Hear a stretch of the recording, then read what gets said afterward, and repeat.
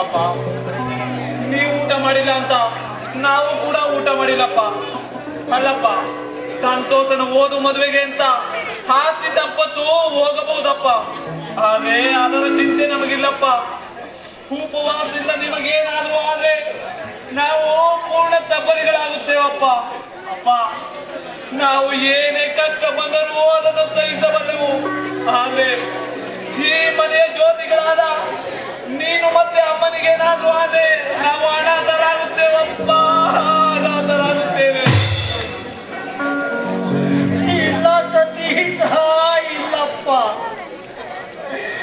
ನನ್ನ ಚಿನ್ನದಂತಹ ಮಕ್ಕಳಿರುವಾಗ ಅದು ಎಷ್ಟೇ ಕಷ್ಟ ಬಂದು ಧೈರ್ಯದಿಂದ ಎದುರಿಸ್ತಿದ್ದನೋ.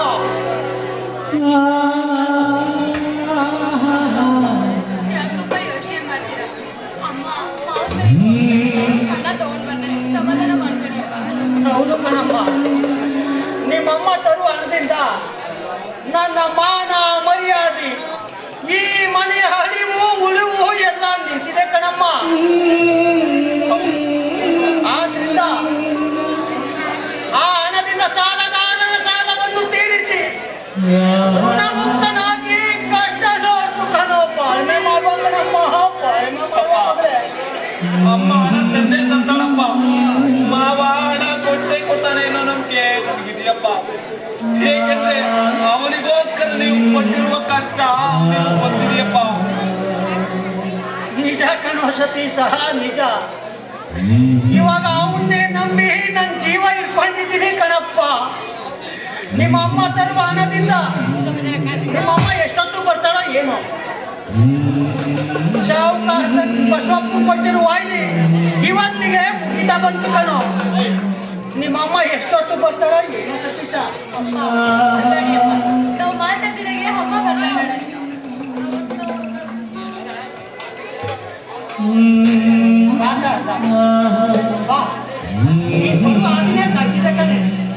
ಸಂತೋಷ ಸಿಕ್ಕಿದ್ನೆ ಸಾರ್ದ?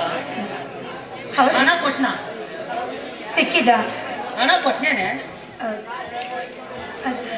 ಅಥವಾ ತತ್ತಿನಂತ ಹೇಳಿದ್ ನಾವು ನಿನ್ನ ಚೆನ್ನಾಗಿ ನೋಡ್ಕೊಂಡ ತಾನೆ? ಅದನ್ನೇನು ಕೇಳ್ತೀರ? ನಾನು ಮನೆಗೆ ಹೋಗ್ತಿದ್ದಾಗ ಅಕ್ಕ ನೀ ಬಂದಿದೆಯಲ್ಲ, ನಿನ್ನ ನೋಡಿ ತುಂಬ ಸಂತೋಷ ಆಯ್ತು ಅಂತ. ನನ್ನನ್ನು ಎಷ್ಟು ಚೆನ್ನಾಗಿ ನೋಡ್ಕೊಂಡ್ರೆ, ಸ್ನಾನಕ್ಕೆ ಬಿಸಿನೀರು ಕೊಟ್ಟ, ಹೊಟ್ಟೆ ತುಂಬ ಊಟ ಹಾಕ್ತ. ಅವನು ಊಟ ಹಾಕಿ ನೆನೆಸ್ಕೊಂಡ್ರೆ ಇನ್ನು 15 ದಿನ ನನಗೆ ಹೊಟ್ಟೆ ಜಾಸ್ತಿ ಹೋದರೆ. ಶಾರದಾ, ಶಾರದಾ, ನೀನು ಹೇಳ್ತಿರೋದೇನೆ ನಮ್ಮ ರಾಣಿ ಬಾರಮ್ಮ ಇದೆ. ನಿಮ್ಮಮ್ಮ ಹೇಳ್ತಿರೋದಲ್ಲ ನಿಜವೇನಮ್ಮ ಮಗಳೇ? ಅಪ್ಪ, ಅಮ್ಮ ಸುಳ್ಳು ಹೇಳ್ತಿದ್ದಾಳಪ್ಪ. ನಾವು ಮಾವನ ಮನೆಗೆ ಹೋಗ್ಬ, ಮಾವ ನಮ್ಮ ಸರಿಯಾಗಿ ಮಾತಾಡಿಸ್ಲಿಲ್ಲ. ಆಂಟಿ ಅವರಣ್ಣ ಹೊಡಿಯಕ್ ಬಂದಪ್ಪ. ಅಯ್ಯೋ ಕಂದ, ದುಡ್ಡಿನ ದುರಹಂಕಾರ ಅವರನ್ನ ಆಗಾಡಿಸ್ತಾ ಇದೆಯಮ್ಮ, ಆಗಾಡಿಸ್ತಾ ಇದೆ.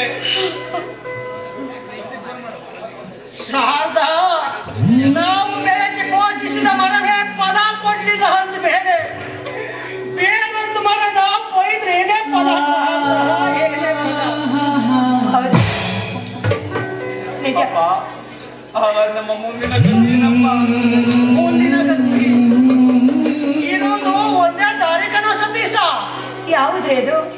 ಶಾರದಾ, ಎಲ್ಲರಿಗೂ ವಿಷ ಕೊಟ್ಟು ನಾನು ವಿಷ ಕುಡಿದು ಸಾಯುವುದು ಒಂದೇ ಭಾಗ್ಯ ಕಣೆ.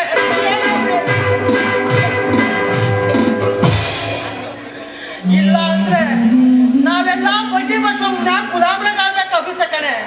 ಅಪ್ಪ, ನಾನು ಅದಕ್ಕೆ ಅವತ್ತೇ ಹೇಳಿದ್ದೆ, ಯಾರೋ ಮಾತಿಗೋಸ್ಕರ ಯಾರೊಂದು ನಿರ್ಧಾರ ಮಾಡಿ ನಮ್ಮನೆ ಮಾಡೋದು ಬೇಡ ಅಂತ ಹೇಳಿದೆ ಅಪ್ಪ. ಆದ್ರೆ ನೀವು ಕೇಳಲಿಲ್ಲ. ಈಗ ಅನುಭವಿಸಿ ಅಪ್ಪ, ಅನುಭವಿಸಿ. ನಿಜ, ನಾವು ಮಾಡಿದ್ವಿ ಹಾವಿಗೆ ಹಾಲು ಎಂದಾಗಾಯ್ತು, ಮಾರಿಗೆ ಮನೆಯಲ್ಲಿ ಆಶ್ರಯ ಕೊಟ್ಟಾಗಾಯ್ತು ಅಂದ್ರೆ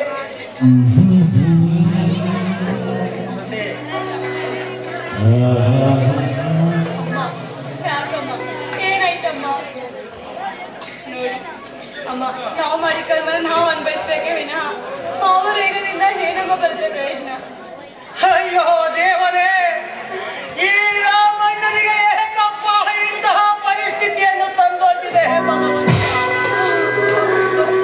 ಇದನ್ನು ತಡೆದುಕೊಳ್ಳುವ ಶಕ್ತಿ ನನಗಿಲ್ಲಪ್ಪ, ನನಗಿಲ್ಲ. ಬೆಳಿಗ್ಗೆ ಆ ಬಡ್ಡಿ ಬಸಪ್ಪನಿಗೆ ಹೇಗಪ್ಪ ಮುಖ ತೋರಿಸ್ತಾರೆ? ಇವತ್ತೇನಾದ್ರೂ ಅವನಿಗೆ ಹಣ ಕೊಟ್ಟಿಲ್ಲ ಅಂದ್ರೆ ನನ್ನ ಹೆಂಡತಿಯ ಪಕ್ಕಕ್ಕೆ ಬರುವುದಕ್ಕೂ ಯಾಸುವುದಿಲ್ಲ.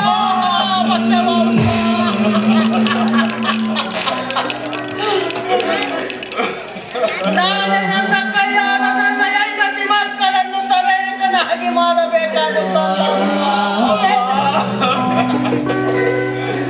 ಬೇಡಪ್ಪ ಬೇಡ, ನಿಮ್ಮಿಂದ ಇಂಥ ಮಾತು ಬರ್ಬಾರ್ದಪ್ಪ. ನೀವೇ ಹೀಗಿದ್ರೆ ನಮ್ಗದೇನಪ್ಪ? ಅಪ್ಪ, ಆ ದೇವರಿದ್ದಾನೆ, ಸುಮ್ನಿರಪ್ಪ, ಸುಮ್ನಿರು. ದೇವರು ಸತೀಶ, ನಮ್ಮ ಪಾಲಿಗೆ ಯಾವ ದೇವರು ಇಲ್ಲ ಕಣೋ. ಮನೇಲಿ ಶಾಂತ ಬಸವಪ್ಪನವರು ಇದ್ದೀನಿ ಸ್ವಾಮಿ. ಶಾಂತೋದ ಕಣಯ್ಯ, ಅಂದಾಗೆ ನೀನು ಕೊಟ್ಟು ವಾಯ್ದು ಮುಗಿದು ನಮ್ಮಣ್ಣ ಹಣದ ವಿಚಾರ ಏನಯ್ಯ ಮಾಡಿದೆ? ಸ್ವಾಮಿ ಬಸವಪ್ಪನವ್ರೆ, ಈಗ ತಾನೇ ನಿಮ್ ವಿಷಯನೇ ಮಾತಾಡ್ತಿದ್ದೋ ಸ್ವಾಮಿ. ಅಷ್ಟರಲ್ಲಿ ನೀವು ಬಂದ್ರಿ. ನಿಂತ್ಕೊಳ್ಳಯ್ಯ, ಕಂಡಿದ್ದೀನಿ ಮಾತಾಡ್ತಿದ್ರಂತೆ ಮಾತಾ. ಅಲ್ಲ, ಹಣ ತೀರ್ಸ್ಬೇಕು ತಡಿ ಅಂತ ಹೇಳ್ತೇನೆ ವೈಗೆ ಏನೋ ಮಾತಾಡ್ತಿದ್ರಂತೆ. ನಿನಗೆ ಕೊಟ್ಟಿರೋ ಟೈಮು ಇವತ್ತಿಗೆ ಮುಗಿದ್ಕಣಯ್ಯ. ನಮ್ಮ ಮಣವ ಏನಾರ ಮಾಡಿ ಮಡಗೆಯ ನಮ್ಮ ಹತ್ರ ನಮ್ಮ ನಿಮ್ಮ ವ್ಯವಹಾರ ಏನಿದ್ವೆ ಕೋರ್ಟಲ್ಲಿ ಕಣಯ್ಯ. ನಾ ಅಂದಂಗೆ ನನ್ನ ಮಗ ಬೇರೆ ಡಿಗ್ರಿ ತಂದೆ ಅರಟಾಕಿಸ್ಕೊಂತ ಇದ್ದಾನೆ ಕಣಯ್ಯ. ಆಗ್ಲಿ ಅಂದಂಗೆ ಊರಲ್ಲೆಲ್ಲ ಟಮಟೆ ತಗೊಂಡು ಸಾಕ್ತಿ ಅಂತ ಹೇಳ್ತಾ ಇದ್ದಾನೆ ಕಣಯ್ಯ. ಅವನುಂಟು ನೀವುಂಟು, ಏನಾರ ಮಾಡ್ಕೊಳಯ್ಯ. ಬೇಡಿ ಬಸವಪ್ಪನವರೇ ಬೇಡಿ, ನನ್ನ ಮಾನವರಿಯ ದಿನ ರಾಜಾಕ್ಷರಿ ಸ್ವಾಮಿ. ಬುಡಯ್ಯ ಕಾಲ ಇಲ್ಲ ಸ್ವಾಮಿ, ಬುಡಯ್ಯ ಇಲ್ಲ ಸ್ವಾಮಿ. ಬುಡಯ್ಯ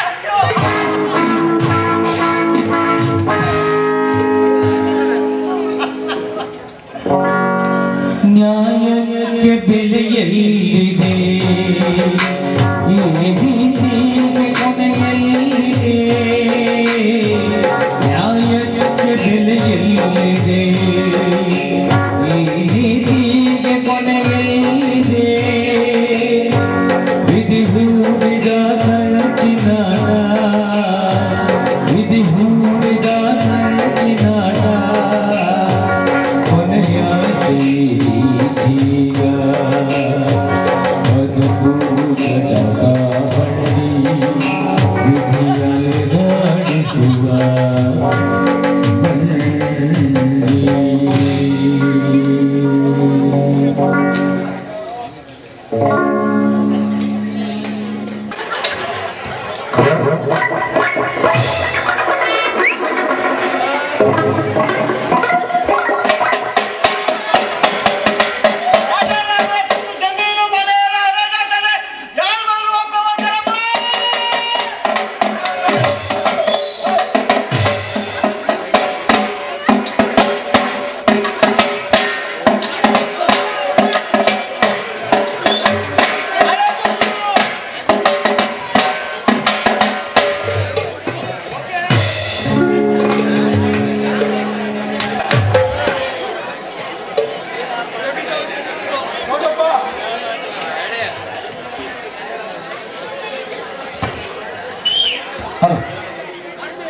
ನೋಡ್ರಪ್ಪ, ಇದು ಕೋರ್ಟ್ ಕೊಟ್ಟ ಆದೇಶ.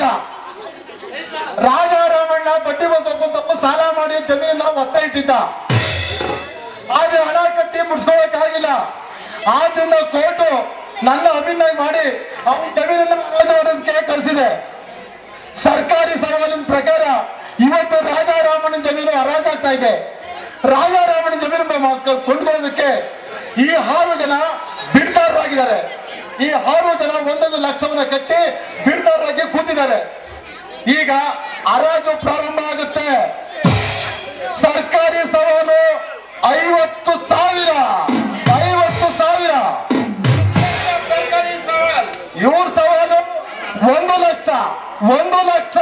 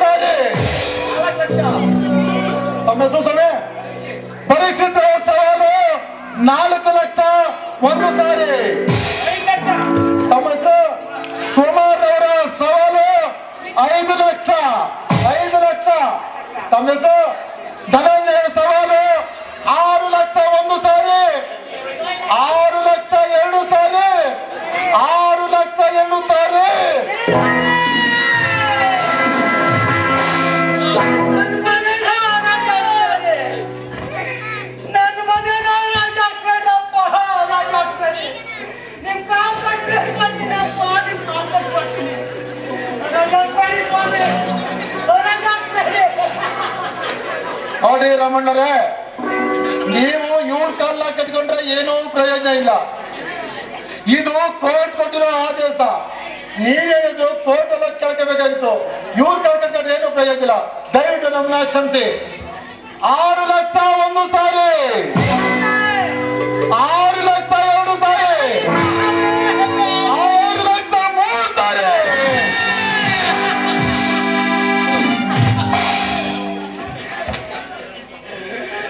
ಈ ಗದ್ದೆ ನಂದು ಸ್ವಾಮಿ, ಈ ಹೊಲ ನಂದು.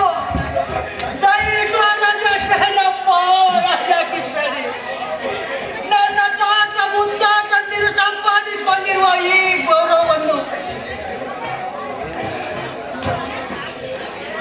ಇವನ್ನ ರಾಜ ಹಾಕುದು ಒಂದೇ, ನನ್ನ ಎತ್ತ ತಾಯಿನ ರಾಜ ಹಾಕುದು ಒಂದೇ. ಬೇಡಿ ಸ್ವಾಮಿ, ಬೇಡಿ. ನನ್ನ ತಂದೆನ ರಾಜ ಹಾಕ್ಸಿ ನನ್ನ ಮಾನ ಮರ್ಯಾದಿನ ಬೀದಿ ಬರಬೇಡ್ರವ್ವ. ಅವ್ವ ಭೂಮಾತೆ, ಅವ್ವ ಭೂಮಾತೆ.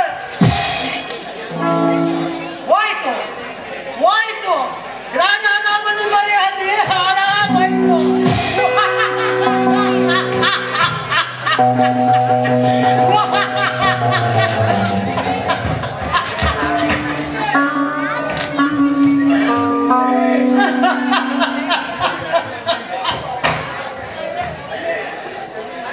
ನನ್ ಜಮೀನೇ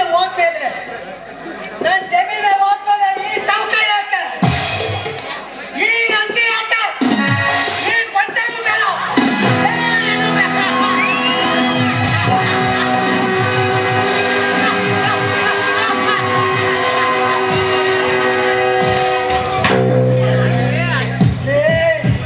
ಲೇ ಬಡ್ಡಿ ಬಸವಪ್ಪ, ಕೊನೆಗೂ ನನ್ನ ಮಾನ ಮರ್ಯಾದಿನ ರಾಜಾಕ್ಸ್ಬಿಟ್ಟಲ್ಲೇ.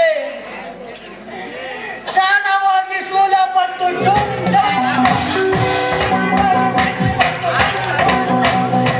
ಇವಾಗ ಏನ್ ಬಂತು? ಏನೂ ಇಲ್ಲ, ಕೈ ಬಂತು ಸ್ವಾಮಿ.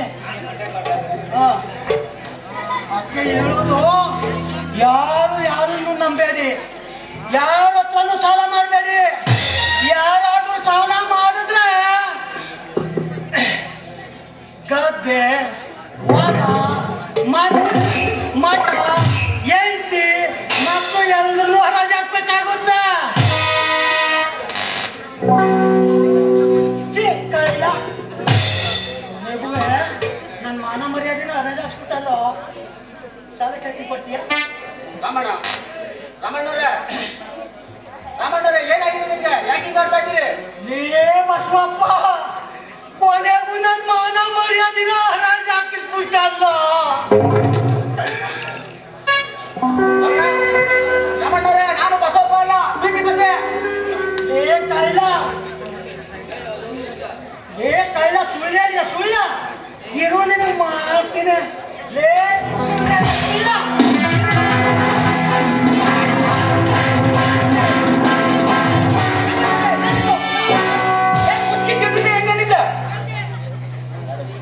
ಯಾರೋ ಹುಚ್ಚ? ಯಾರೋ ಹುಚ್ಚ? ನೀನು ಹುಚ್ಚ, ನಿಮ್ಮ ಅಪ್ಪ ಹುಚ್ಚ, ನಿಮ್ಮ ತಾತ ಹುಚ್ಚ ಕಣಲೆ. ರಾಮಣ್ಣವ್ರೆ, ಆಯ್ತು, ನಾನೇ ಹುಚ್ಚ, ಬನ್ನಿ ಹೋಗೋಣ. ಹಿಂಗ ಮಾತಾಡೀಗ. ನೀನು ಹುಚ್ಚ, ನಾನು ಹುಚ್ಚ, ನಾನು ಹುಚ್ಚ, ನೀನು ಹುಚ್ಚ, ಬನ್ನಿ ಬಂದು ಹೋಗೋಣ. ನನ್ನನ್ನ ಸಾಯಿಸ್ಬಿಡ್ತಾರ. ನೋಡಿದ್ರ ಇವ್ರ ಪರಿಸ್ಥಿತಿ ಹೆಂಗಾಗಿದೆ? ಪಾಪ ರಾಮಣ್ಣವ್ರಿಗೆ ಗದ್ದೆ, ಮನೆ, ಹೊಲ ಹರಾಜಾಗುತ್ತೆ. ಅವ್ರು ಮುಚ್ಚಿದ್ಬಿಟ್ಟಿದೆ. ನಾನು ಹೀಗೆ ಹೋಗಿ ಅವ್ರ ಮನೆಯವ್ರ ಕರ್ಕೊಂಡು ಬರ್ತೀನಿ ಬೇಗ.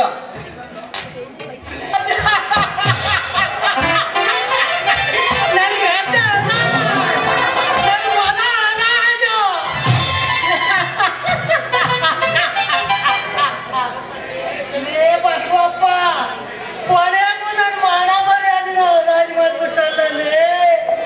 ನಾನು ನಿನ್ಗೆ ಏನ್ ಮಾಡ್ತೀನಿ ಗೊತ್ತಾ?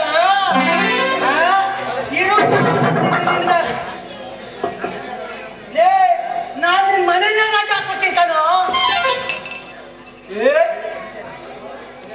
ನಮ್ಮ ಮಾತಾಡ್ತಾ ಇದ್ರೆ ನೀವೆಲ್ಲ ಎತ್ತೀರ. ಏನೇ ನೀವು ಮಾಡ್ತೀನಿ ವಸಿಯ. ಏನೇ ಮಾಡ್ತೀನಿ ವಸಿಯ ನಿಮ್ಗೆ. ಎತ್ತೀರ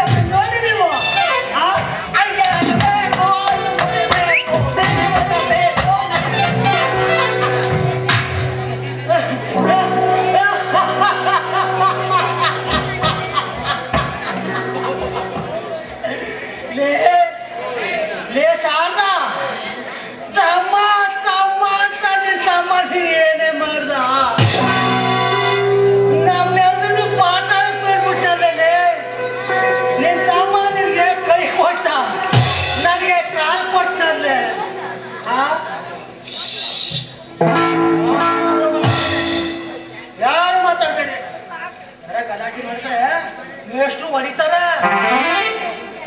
ಮೇಷ್ಟ್ರ ನಾನೇನು ಮಾಡಲ್ಲ, ನಾನೇನು ಮಾಡ್ಬೇಡಿ ಮೇಷ್ಟ್ರ. ಮೇಷ್ಟ್ರ ನೀವೇನೋ ಹೊಡೆದ್ರೆ ನಾನು ನಿಮ್ಮ ಜೊತೆ ಟೂ ಬಿಟ್ಬಿಡ್ತೀನಿ ಗೊತ್ತಾ? ಕಂಡು ಈಚೆ ಕಂಡು ಟೂ ಟೂ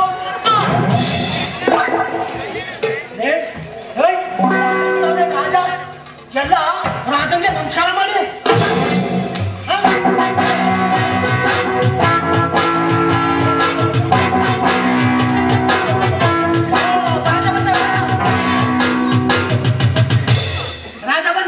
ರಾಜ ಬಂದ ಎಲ್ಲ ಹೂ ಹಾಕ್ತೀರಿ ಹಾಕಿದ್ಯಾ?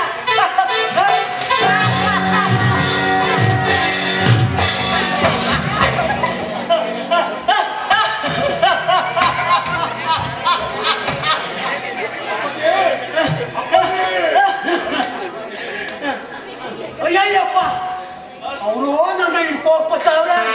ನಾನೇನಾರ ಅವ್ರ ಕೈ ಸಿಕ್ಕಿದ್ರೆ ನನ್ನ ಸಾಯಿಸ್ಬಿಡ್ತಾರೆ.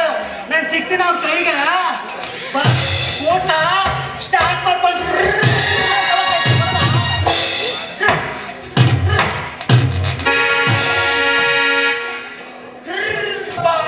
ನಾನು ನಿಮ್ಮನ್ನ ಸತ್ತಿಸ ಬಂದಿದ್ದೀನಿ. ನಿಂತ್ಕೊಪ್ಪ ಅಪ್ಪ ಅಪ್ಪ. ಅಪ್ಪ ಅಪ್ಪ ಅಣ್ಣ ಅಪ್ಪ ಓಡ್ತಿದ್ದೀರಾ? ಏನಂದ್ರೆ ಯಾಕೆ ಹೀಗೆ ಓಡ್ತಾ ಇದ್ದೀರಾ? ಒಂದು ನಿಮಿಷ ನಿಂತ್ಕೊಳ್ಳಿ. ನೋಡಿ ನಿಮ್ಮ ಮಗಳ ರಾಣಿ ಬರ್ತಾರೆ. ನಡಿಯಪ್ಪ ನಡಿ, ನಮ್ಮ ಯಜಮಾನ್ರು ನೋಡೋಣ.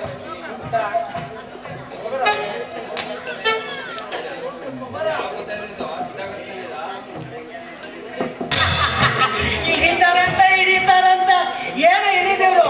ಅವ್ರು ಕೋಣೆ ಮಾಡಿದೆ ಅಂತ ಹಿಡಿಕಾಗಲ್ಲ. ಇಲ್ಲಿ ನನ್ನ ಹಿಡಿತಾರಂತ ತಪ್ಪಿಸ್ಕೊಂಡೆ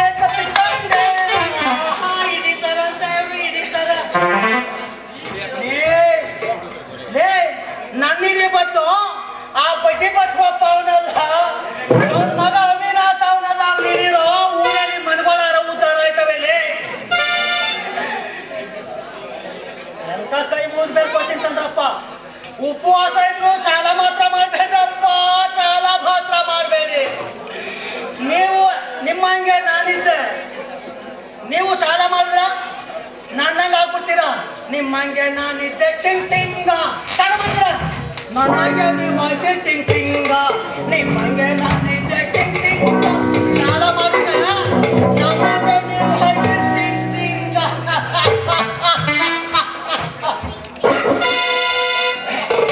ನೋ ಸಂತೋಷ. ತಮ್ಮ ಅಂತ ಸಾಕೋದಕ್ಕೆ ನೀನೇನೋ ಕೊಟ್ಟೆ ನಮ್ಗೆ. ನಮ್ಮನ್ನೆಲ್ಲ ಪಾತಾಳಕ್ಕೆ ಕೊಂಡ್ಬಿಟ್ಟಲ್ಲೋ.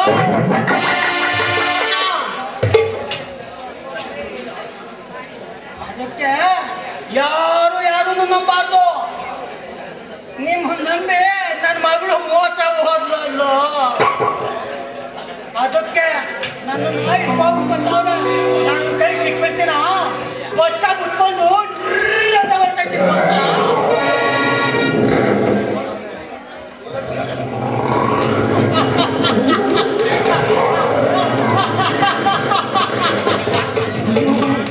ಕೈ ಸಿಕ್ಬಿಡ್ತೀನ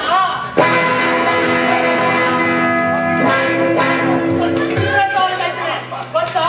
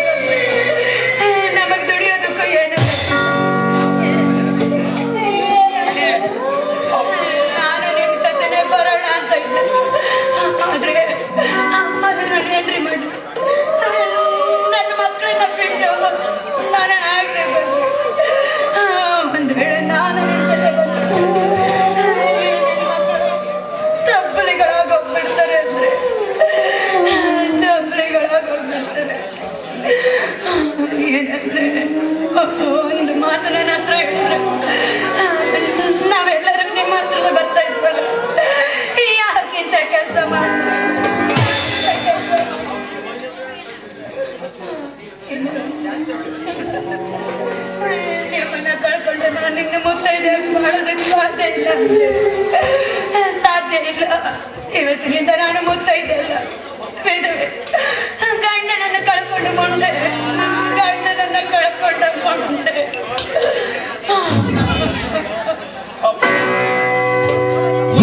ಇವಳ ಹಣೆಯಲ್ಲಿ ಸಿಂಧೂರವಿಲ್ಲ,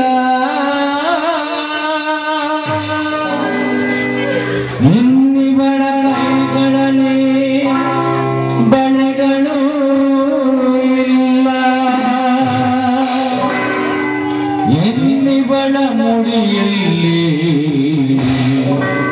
ಮಲ್ಲಿಗೆಯೂ ಇಲ್ಲ, ಇನ್ನಿವಳ ಕೊರಳಲ್ಲಿ ಮಾಂಗಲ್ಯವಿಲ್ಲ,